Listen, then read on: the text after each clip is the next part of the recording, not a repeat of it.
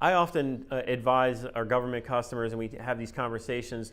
The tendency, the initial tendency I've seen is to want to buy your way into a threat intelligence capability. We've talked to so many organizations that have multiple threat feeds that they're either getting free of charge or through information sharing agreements or paid commercial threat feeds.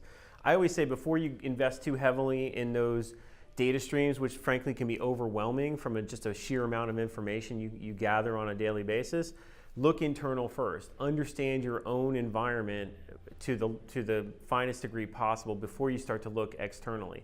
What I mean by that is we advise customers, they have a wealth of information that they don't even understand or really realize they have at their fingertips. So thinking about all the alerts that they deal with on a daily basis that just get thrown to the side because they were successfully blocked by a firewall or by an email system or by some other security mechanism.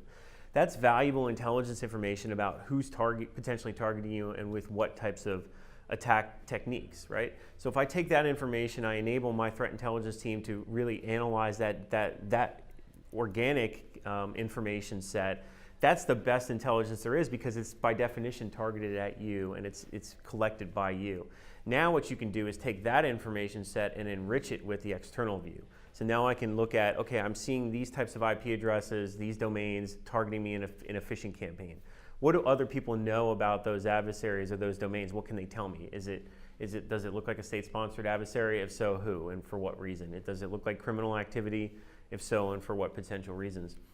So I can take that internal knowledge, marry it to an external view of enriching of the threat actor set, and now I can make some really informed decisions about where I focus my energies.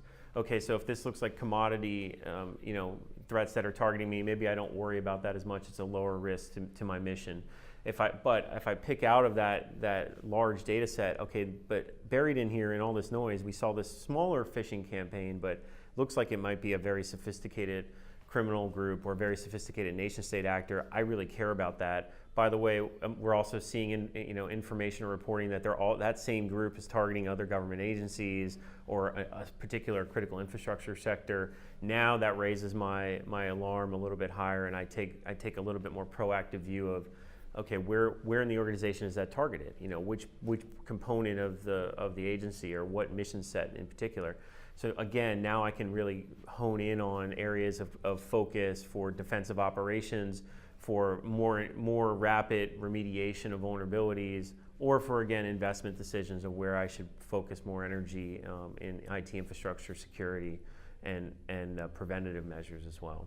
So I think if you look inward first, build that knowledge set, and then enable a threat intelligence team and program to leverage that information combined with all the things that an external data feeds, vendors, government entities, information sharing partnerships can also tell you about the threats. Now you've got a really informed picture that is directly applicable to you and can be actioned in a way that makes sense. In fact, we actually are producing a webinar specifically focused on how government agencies can better protect and defend their IT infrastructure against cyber attack.